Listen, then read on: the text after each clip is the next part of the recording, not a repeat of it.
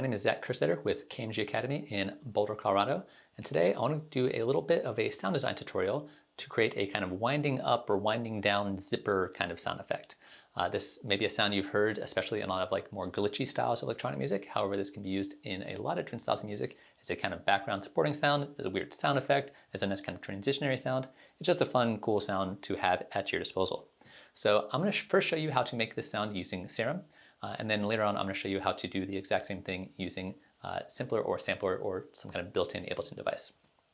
So the reason I'm going to use Serum is because we have this really handy noise oscillator right here. So I'm going to open up Serum and turn off oscillator A and oscillator B and turn on the noise oscillator. Now you may know this already, but the noise oscillator in Serum is actually not an oscillator, it's a sampler. And so we have all these different folders full of different samples that it will play as part of the noise oscillator. Most of them are fairly noisy. However, there's a few built-in sounds here that actually work really, really well for this kind of sound. So we're going to go to the attacks miscellaneous, and this is part of the default noise folders. And we're going to pick one of these glass lid sounds. We can use any one we want. We'll actually try multiple ones probably later on. But this is a great sound to create this kind of noise. And let's go ahead. If I start triggering a MIDI note, it's taking that sample and it's looping and it's repeating it like that. And it's happening really, really fast. So what we want to do is we want to change the speed or rate with which it loops. And to do that, we're going to start automating the pitch control. Because if you change the pitch of a sample, it's going to change the length of a sample because pitch and time are related. Pitch is frequency over time. So if you have a sample and you pitch it down, it's going to take longer to loop. And if you pitch it up, it's going to take it's going to be much faster to loop. So if we change the pitch over time, we're going to change these, not only the pitch, but also the speed with which it's looping. And as you can hear right now, it's looping very, very fast. So if we change the pitch control,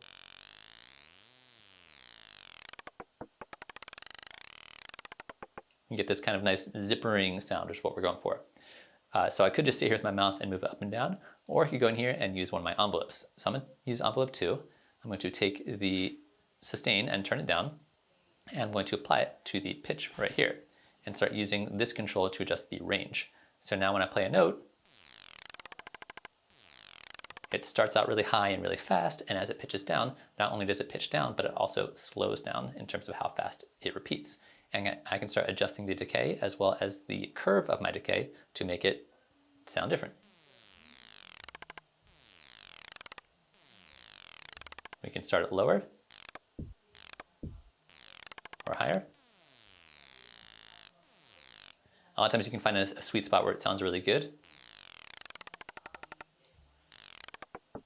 We can also go the other direction. If we want it to sound like it's winding up, we could have it start at a lower pitch.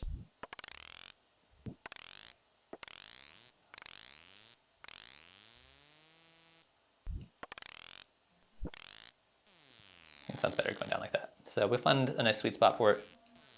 It sounds pretty good. We can also try out other samples in here. So we could try out other versions of the glass lid. That one actually sounds pretty cool.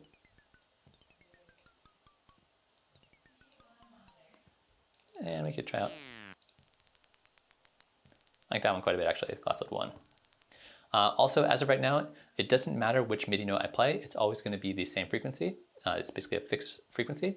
If I hit this button here, it will now respond to which note I play. So if I play a higher note, it's going to start higher. If I play a lower note, it'll start lower. So that's optional. It's up to you if you want to do that or not. And of course, we can adjust the volume over here. Pretty cool. From here, we can start customizing it with effects. So we could use the built-in effects inside Serum if you want to, or if you're more comfortable, you can use your live effects. So maybe I will add a little bit of delay and a bit of reverb.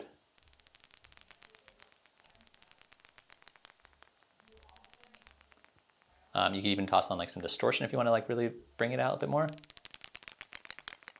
Maybe a little bit less delay there.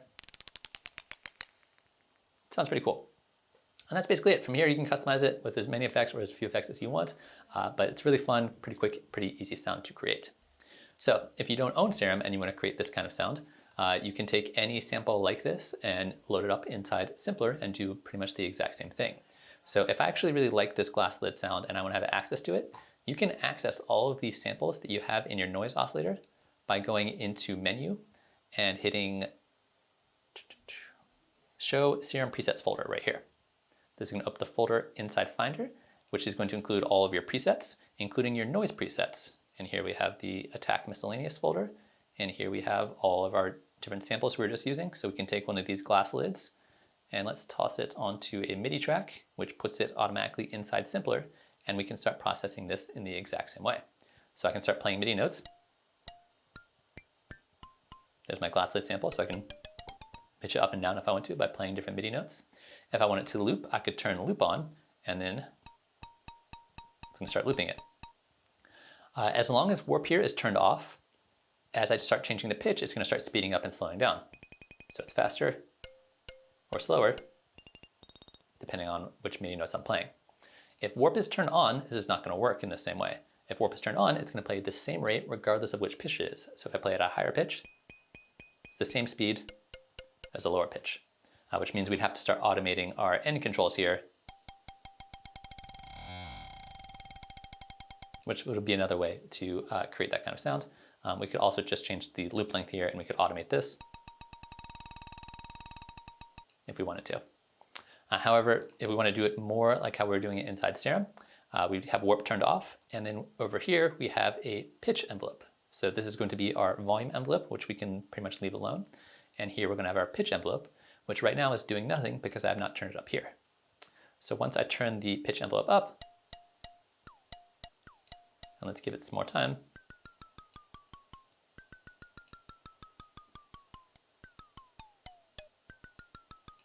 it's going to start moving up and down, and they can go faster or slower, and I could of course invert it as well.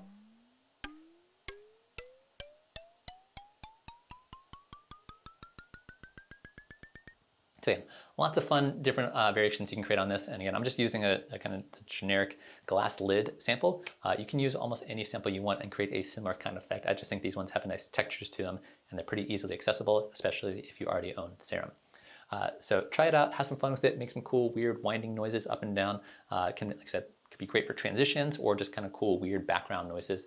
Again, especially if you're making glitchy kind of music, this is perfect for that. So try it out, let me know how it goes. I'd love to hear whether this is successful, what works, what doesn't work. I'd also love to hear if you have any ideas for future videos that you would like to see from both myself and KMG, and keep an eye out for more videos coming from us real soon. Thanks for watching.